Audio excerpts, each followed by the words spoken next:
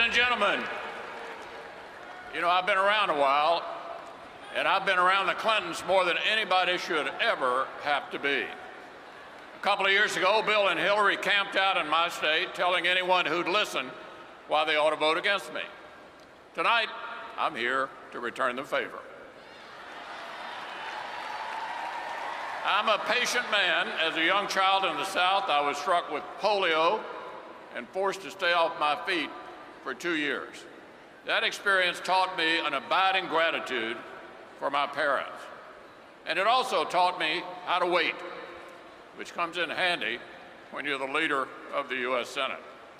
More than anything, though, my job has taught me the value of trust, how to distinguish between people who are in this to serve others and people who are in it for themselves. I'm here to tell you Hillary Clinton will say anything, do anything, and be anything to get elected president, and we cannot allow it. The American people are tired of hearing about the bounty of government while the cost of caring for a family or meeting daily expenses grows out of reach.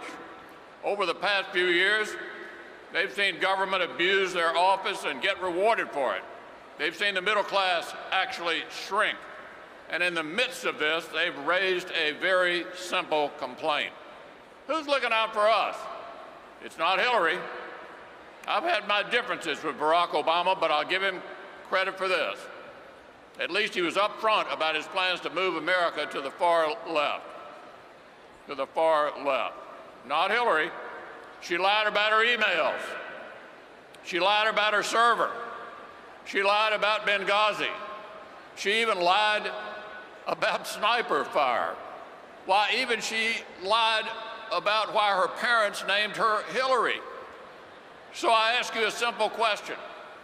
At a moment when so many feel betrayed by their government, why in the world would Democrats put forward such a candidate?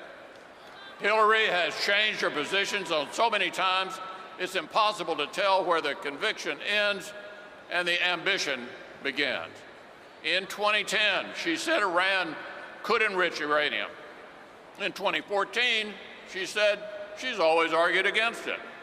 Once a backer of the Keystone Pipeline, last year she opposed it. She used to be against sanctuary cities, then she claimed she was for them, and now we're not sure where she is. Friends, not since Baghdad Bob has there been a public figure with such a tortured relationship with the truth.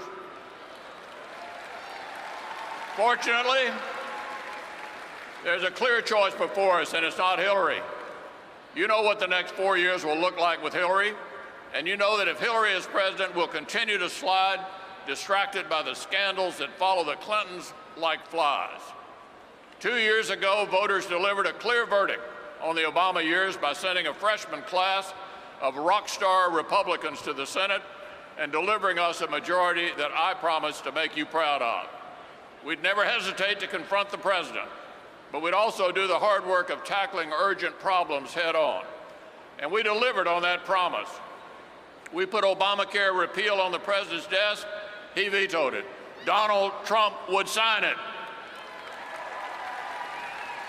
We passed a bill to finally build the Keystone Pipeline. Obama vetoed it. Donald Trump would sign it. We passed a bill to defund Planned Parenthood. Obama vetoed it. Donald Trump would sign it. And on that sad day when we lost Justice Scalia, I made another pledge that Obama would not fill this seat. That honor will go to Donald Trump next year.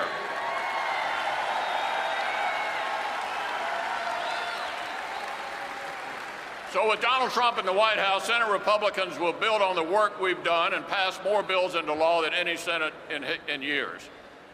We've already passed the first major education reform in more than a decade and ended Common Core. We made the first significant reforms to Social Security in 3 decades. We passed a crucial cybersecurity bill. We imposed sanctions on North Korea. We passed the first major highway bill in more than a decade. We passed a bill to combat the scourge of human trafficking. And just last week, we passed the first major law aimed at confronting the heartbreaking explosion of heroin and opioid abuse. So, my friends, keep the Senate in Republican hands, and we'll continue this work. And the remarkable public servants that I'm proud to lead in the Senate will not let you down.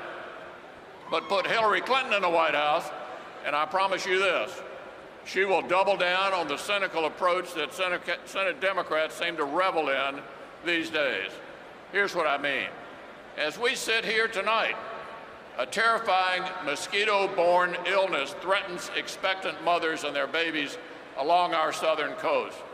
And just last week, Clinton Democrats in the Senate blocked a bill aimed at eradicating that virus before it can spread. And they weren't finished. They blocked a defense funding bill, a bill that would support the brave men and women who are right now defending us overseas. What in the world do these people think public service is about? I don't know, but I know this. If Hillary Clinton is our president, nothing will change. So tonight I ask you to continue. Let us continue our work.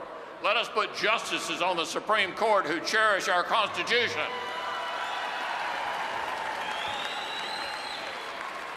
Let's keep the Senate.